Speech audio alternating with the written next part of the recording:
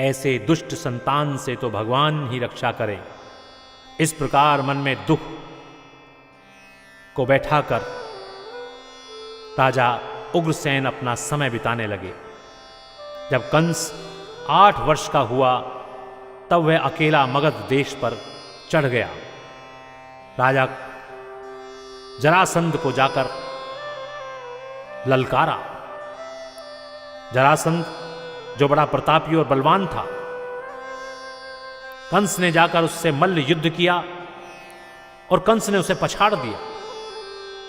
तब जरासंध ने यह विचार किया कि कंस तो बड़ा बलवान है, और यह सोचकर उसने अपनी 2 कन्याओं का, जो कि रूप और गुण में बहुत श्रेष्ठ थी, कंस के साथ विवाह कर दिया। जब कंस दोनों स्त्रियों के साथ मथुरा पहुंचा और उसने अपने पिता राजा उग्रसेन को प्रणाम कर अपनी विजय की कहानी सुनाई, तब उग्रसेन बड़े आश्चर्य में पड़े और सोचने लगे कि हो न हो यह दुष्ट कहीं मुझे भी न सताने लगे। अंत में उनका ख्याल सत्य निकला। एक दिन जबकि राजा उग्रसेन बैठे हुए भगवान के ध्यान में लीन थे और राम राम का जप कर रहे थे, तब कंस ने उनसे क्रोध कर कहा, तुम ये क्या बैठे बैठे राम राम रटते हो? महादेव महादेव क्यों नहीं कहते? अब आज से राम राम कहना छोड़ना होगा और महादेव महादेव जपना होगा, क्योंकि शिव जी में वह शक्ति है जो सब पापियों को उनके पापों से मुक्त करते हैं। केवल एक शिव जी ही संसार में ऐसे देवता हैं जो मिट्टी को भी सुमेर स्वर्ण का पर्वत कर सकते हैं। हे परीक्षित, जब कंस ने राजा उग्रसेन से ऐसा कहा, तब उन्होंने कंस को उत्तर दिया, हे बेटा, क्या करूं? अब तक मुझे कोई ऐसा गुरु नहीं मिला था जो उपदेश करता। अब तो मुझे नया गुरु मिला है जो ऐसी शिक्षा दे रहा है, मानो अब तक मैं इस बात को जानता ही नहीं था। क्या राम और शिव कोई दूसरे हैं? जो राम है वही शिव हैं। मेरी जानकारी में सब एक ही हैं, परंतु मैंने राम को ही अपना इष्ट देव समझा है और वही मेरे कर्ता धर्ता है। राम को छोड़कर भला मैं इस असार संसार को कैसे पार कर सकता हूं? उसने बिना भवसागर से पार लगाने वाला कौन है? हे राजा परीक्षित, जब राजा उग्रसेन ने ऐसे कहा, तब तो क्रोधित हो कंस ने उसे एक लात जो ऐसी मारी कि वह सिंहासन से लुढ़क कर पृथ्वी पर जा गिरे। तब कंस स्वयं उस सिंहासन पर जा बैठा और राजगद्दी पर बैठते ही उसने अपने को राजा मान लिया। फिर नगर में यह ढोंडी पिटवा दी कि अब आज से कोई मनुष्य जब तप धर्म यज्ञ होम नहीं करेगा और न कोई राम का नाम लेगा। जो हमारी आज्ञा का उल्लंघन करेगा उसे कठोर दंड दिया जाएगा। तब भला ऐसा कौन था जो कंस के अत्याचारों को जानकर भी धर्म करता। संसार से सभी प्रकार के शुभ कर्म उठ गए। घर में और बाहर सर्वत्र जितना कुछ पुण्य कर्म होता था सब बंद हो गया। सारे देश में किसी में यह ताब न रहा जो कंस के विरुद्ध कोई धार्मिक कार्य करता। राम का नाम लेना तो बंद हो ही गया। वृद्ध ब्राह्मण और हरि भक्तों को घोर दुख मिलने लगा। जहां देखो अधर्म का नंगा नाच होने लगा। भयंकर पाप ताप से धरा व्याकुल हो गई। कंस अपनी बर्बरता से सब राजाओं पर आक्रमण कर उन्हें वश में करने लगा। एक एक करके उसने सब राजाओं को जीत लिया। सारे देश में ऐसा कोई राजा नहीं रहा जो कंस के सामने सिर उठाए। इस प्रकार जब सारे देश पर उसने अपना अधिकार जमा लिया, तब एक दिन उसके मन में यह भाव आया कि इंद्र जो स्वर्ग का राजा है, अब उसका राज्य छीनना चाहिए। निदान एक दिन वह अपनी सेना लेकर इंद्र पर चढ़ दौड़ा, पर इंद्र का मिलना कुछ आसान नहीं था। वह विफल होकर लौट आया। तब मंत्रियों ने कहा, राजन, इंद्र पर अधिकार जमाना साधारण बात नहीं है।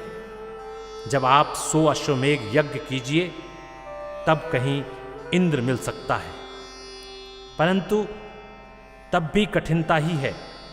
इसके पहले चाहे तो इंद्र का मिलना कठिन ही नहीं, नितांत असंभव है। अतः आप उनके पाने का साहस न करें। इसमें आपका अहम मम काम नहीं देगा। फिर अभिमान करना तो मूर्खता है। अभिमान से किसी ने लाभ नहीं उठाया। इस अभिमान ने बड़े बड़ों को धूल में मिला दिया। रावण इतना बड़ा प्रतापी था, परंतु अभिमान ने उसे भी धूल में मिला दिया। हे राजा परीक्षित, इस प्रकार कंस के मंत्रियों ने उसे बहुत समझाया। बहुत कुछ समझाने के उपरांत भी कंस क्यों मानता?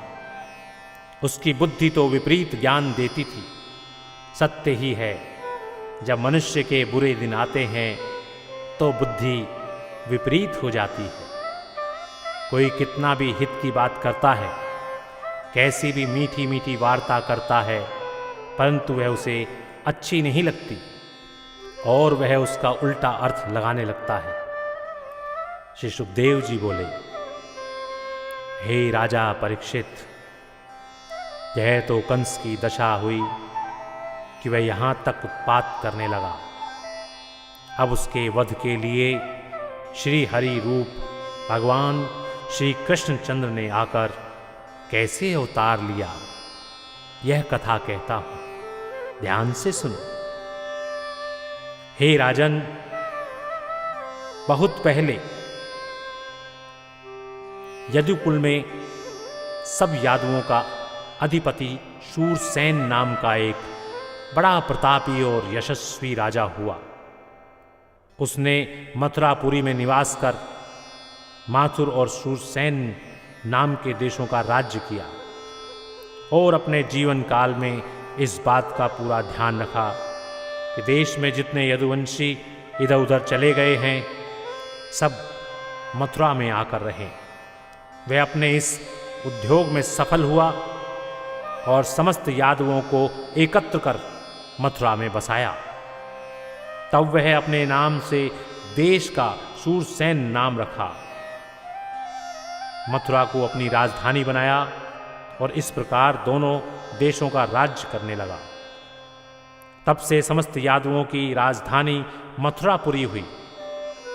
इस मथुरा में जब एक समय राजा शूरसेन का बेटा वसुदेव विवाह करके अपनी स्त्री के सहित रथ पर सवार हो अपने घर चला, तब राजा उग्रसेन के बेटे कंस ने अपनी बहन का सम्मान करने की इच्छा से सोने के मढ़े हुए सैकड़ों रथों को अपने साथ में लेकर स्वयं वसुदेव जी के रथ पर बैठकर घोड़ों की बागडोरें पकड़ ली। चलते समय देवकी के पिता देवक ने अपनी प्रिय पुत्री को स्वर्ण की मालाओं से भूषित कर 400 हाथी, 15,000 घोड़े, 1800 रथ और 200 तरुणी दासी दहेज में दी। मंगलाचार हो जाने पर वर वधू को लेकर सारथी कंस रथ हाँकता हुआ आगे बढ़ा। मार्ग में कुछ दूर आने पर उसे यह आकाशवाणी सुनाई पड़ी, हे कंस, तो जिस अपनी बहन को इतने आदर के साथ रथ पर बिठाकर पहुंचाने के लिए जा रहा है, उसके 8वें गर्भ से तुझे मारने वाला तेरा परम शत्रु पैदा होगा। हे परीक्षित, जब कंस ने यह आकाशवाणी सुनी तो उसके होश उड़ गए। मारे क्रोध के उसके होठ फड़कने लगे। वह झट घोड़ों की बागडोर छोड़ रथ पर से उतर पड़ा और उस महापापी को कुछ ज्ञान न रहा। उसने झट अपनी बहन को रथ से खींच लिया और उसके सिर के केश पकड़ हाथ में तलवार उठा उस अबला को मारना चाहा। लोग हाय हाय करके दौड़े। वासुदेव जी के रथ से कूदकर उसके उस कठोर हाथ को पकड़ लिया और कहा, हे कंस, इसमें शक नहीं कि तू बड़ा वीर है। मैं तो क्या, तेरी शूरता की प्रशंसा तो जरासंध जैसे महान योद्धा भी करते हैं। इससे मैं यह नहीं चाहता कि तुम्हारे जैसे शूरवीर के हाथ एक स्त्री का वध हो, क्योंकि जब कोई योद्धा स्त्री को मारता है तो उसकी शूरवीरता का वहीं अंत हो जाता है। यह मैं नहीं, तुम भी जानते हो। अतः तुम मेरी बात मानो और स्त्री वध का कलंक अपने सिर न लो। तुम भोज वंश में उत्पन्न होकर इतने शूरवीर और प्रतापी होकर ऐसा कार्य न करो। तुम्हारे जैसे शूरवीर को पाकर भोज वंश सम्मानित हो रहा है। तुम अपने कुल को बढ़ाने वाले और यशस्वी हो।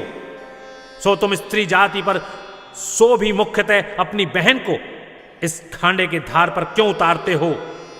यदि यह कहो कि आकाशवाणी के भय से ऐसा करते हो तो इसमें इस अबला का क्या दोष है? इससे जो पुत्र उत्पन्न होगा वह तुम्हारा बैरी है, न कि तुम्हारी बहन। अपने मरने के भय से किसी अबला को मारना उचित नहीं है। हे वीर, जो जन्मता है वह अवश्य मरता है। जीवन और मरण साथ हैं। वह प्राणियों के शरीर के साथ ही आता है और साथ ही जाता है। अतः तुम जो अपने अधिक जीने की लालसा से इसे मारते हो तो वह ठीक नहीं है। कोई आज मरे या कल अथवा 100 वर्ष में ही मरे, किंतु उसके अपने जीने के लिए किसी का वध उचित नहीं, क्योंकि 100 वर्ष से अधिक जीना असंभव है और इससे अधिक जीने की इच्छा करना किसे प्रिय होगा? संसार में ईर्ष्या करना सबसे बड़ा पाप है। इससे लोक में द्रोह और भय उत्पन्न होता है। अतः जिसे अपने कल्याण की इच्छा हो उसके लिए यह पहला कर्तव्य है कि वह किसी से ईर्ष्या न करे, किसी से बैर न करे। हे कंस, यह देवकी तो काठ की पुतली के समान अपनी रक्षा करने में असमर्थ है, दीन और लाड करने योग्य है। फिर यह तुम्हारी छोटी बहन है और तुम सबल तथा दीनों पर दया करने योग्य हो। अतः तुम इसका वध न करो। परंतु वसुदेव जी के ऐसे साम दाम दंड और भेद भरे वचनों को सुनकर भी वह नर पिशाच कंस देवकी का वध करने से प्राणमुख नहीं हुआ। तब उसकी क्रूरता दूर करने के अभिप्राय से वासुदेव जी उससे इस प्रकार फिर बोले, हे कंस, अब तुम मेरी एक बात और सुनो। यदि आकाशवाणी सुनकर तुम इतने भयभीत हो गए हो कि इसे मार ही डालना चाहते हो, तो मैं उसके लिए तुम्हारा अब बचाव करता हूं। तुम्हें इसके 8वें गर्भ से भय है, तो उस भय को दूर करने के लिए मैं इसके साथ सभी बालकों को उसी क्षण यह जो बच्चा जनेगी लाकर तुम्हें सौंप दिया करूंगा। तुम चाहे जिस प्रकार उससे अपनी रक्षा करो। बोलो, अब इसमें कुछ छुपाव तो नहीं है, और जो छुपाव हो तो तुम उसे दूर कर सकते हो। परंतु यहां तक मैं समझता हूं कि इस उपाय से तुम्हारा बैरी तुम्हारे हाथ में आ जाएगा और तुम अपनी रक्षा कर सकोगे। फिर उस समय मुझे कहने का कुछ भी अधिकार नहीं होगा और मैं उसमें दखल नहीं दूंगा। श्री सुखदेव जी कहते हैं, हे राजन परीक्षित, जब इस प्रकार वसुदेव जी ने बहुत आग्रह किया और कंस को ऊंचा नीचा समझाया, बहुत प्रकार से उसकी रक्षा के लिए विश्वास दिलाया, तब उसे संतोष हुआ और वह देवकी के वध की इच्छा त्याग कर आगे बढ़ा। मार्ग में वसुदेव जी ने उसकी बड़ी प्रशंसा की और कहा, हे कंस, तुम बड़े तत्वज्ञानी और धर्मात्मा हो, इत्यादि यों प्रशंसा करते हुए वसुदेव, देवकी और कंस तीनों अपने स्थान में आए। समय पाकर देवकी को गर्भ रहा और जब वह पूरे दिन का होकर उससे कीर्तिमान नाम का पहला पुत्र उत्पन्न हुआ तो वसुदेव जी अपनी गोद में उठाकर कंस के पास ले गए। कंस अपने सिंहासन पर बैठा था कि उसी समय नवजात शिशु को गोद में लिए वसुदेव जी ने जाकर उससे कहा, हे कंस, यह देवकी का पहला पुत्र है, इसे मैं तुम्हें देता हूं। तब वसुदेव जी की सत्य प्रतिज्ञा और सत्य में इस प्रेम को देखकर कंस मन ही मन बड़ा प्रसन्न हुआ और वसुदेव जी से बोला, हे वसुदेव, तुम अपने इस बालक को लेकर अपने घर को लौट जाओ, क्योंकि कुछ इससे तो मुझे डर है ही नहीं। मैं इसे लेकर क्या करूंगा? मुझे डर है 8वें गर्भ से। उस समय तुमने भी तो सुना था आकाशवाणी ने क्या कहा है, यही न कि जब 8वां बालक उत्पन्न होगा तब तुमको मारेगा। सो मैं उसी की प्रतीक्षा में हूं। भला इस बेचारे निरपराध बालक की हत्या क्यों करूं? कंस से ऐसा सुन वासुदेव जी मन ही मन बहुत खुश होते हुए उस बालक को गोद में लिए अपने घर लौटे। उधर कंस के अत्याचारों से प्रजा पीड़ित हो त्राही त्राही कर रही थी। यहां तक कि जब कंस का उत्पात स्वर्गवासी देवताओं के लिए भी नित्य का उनका एक विचारणीय विषय हो गया, तब पाप का घड़ा किस प्रकार शीघ्र भरे, इसके लिए देव ऋषि नारद जी सिखा पढ़ाकर कंस के पास भेजे गए। कंस नारद जी का बड़ा भक्त था। ऋषि को पाकर वह बड़ा प्रसन्न हुआ। तब नारद जी स्वस्थ हो सिंहासन पर बैठ कंस का समाचार पूछने लगे। उसको एकांत में पाकर उन्होंने कंस से पूछा, नारायण नारायण नारायण, देखो तुम्हारी इस मथुरापुरी में ये जो वसुदेव, देवकी, नंद, यशोदा और जितने भी यदुवंशी हैं, वे सब आबाल वृद्ध नर नारी अपने मित्र और कुटुंबियों सहित सब तुम्हारे प्रतिकूल हैं। नारायण नारायण, रहते तो हैं तुम्हारे अधीन और काटते हैं तुम्हारी जड़।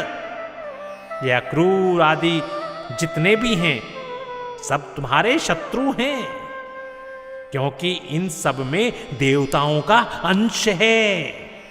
इससे ये सब तुम्हारा वध चाहते हैं। नारायण नारायण, तुम्हारे संहार के लिए नित्य भगवान विष्णु की उपासना और उनसे प्रार्थना करते हैं। तुम इन सब पर कड़ी दृष्टि रखा करो, अन्यथा एक न एक दिन इसका परिणाम भयंकर होगा। नारायण नारायण नारायण। कंस से ऐसा कहकर नारद जी तो चले गए। इधर कंस के मन में नंद और यशोदा, वसुदेव और देवकी आदि यदुवंशियों के प्रति बड़ा क्रोध उत्पन्न हुआ। वह यादवों को देवता जान और देवकी के गर्भ में विष्णु भगवान है जो मेरा वध करेंगे, ऐसा समझकर वह समस्त गोपों को कष्ट देने लगा और वासुदेव देवकी के पांव में तो बेड़ी डालकर उन्हें जेल खाने में बंद कर दिया। एक तो वह आकाशवाणी से यूं ही चिढ़ा हुआ था, दूसरे नारद जी ने आकर उसकी क्रोधाग्नि को और भी भड़का दिया। अब विष्णु के भय से देवकी के गर्भ से जो जो पुत्र उत्पन्न होते गए, कंस उन्हें ले लेकर सबका वध करता गया। हे राजा परीक्षित, वास्तव में कंस राक्षस था ही, क्योंकि इसके पहले जन्म में वह कालनेमी नामक राक्षस था, जिसे भगवान विष्णु की इच्छा से ही हनुमान जी ने मार डाला था। वही कालनेमी अब कंस होकर उत्पन्न हुआ। तब भला वह कंस यादवों को देवता सुनकर उन्हें कैसे चैन से रहने देता। वह यादवों के प्रत्येक कार्य में विरोध करता, उन्हें नाना प्रकार के कष्ट देता। कुछ दिन बाद तो वह सब यदुवंशियों, भोज और अंधकों तथा इनके सरदारों सहित अपने पिता राजा उग्रसेन को भी बंदी गृह में डालकर स्वयं ही शूरसेन आदि सब देशों का एकाधिपत्य स्वामी बन बैठा।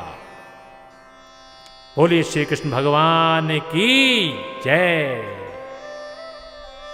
इति श्री प्रथम अध्याय श्री कृष्ण चरितम का पहला अध्याय भक्तों यहां समाप्त होता है। स्नेह के साथ बोलिए श्री कृष्ण भगवान की जय। श्री कृष्णं शरणं मम, श्री कृष्णं शरणं मम, श्री कृष्णं शरणं मम, श्री कृष्णं शरणं मम। बोले श्री कृष्ण भगवान की जय।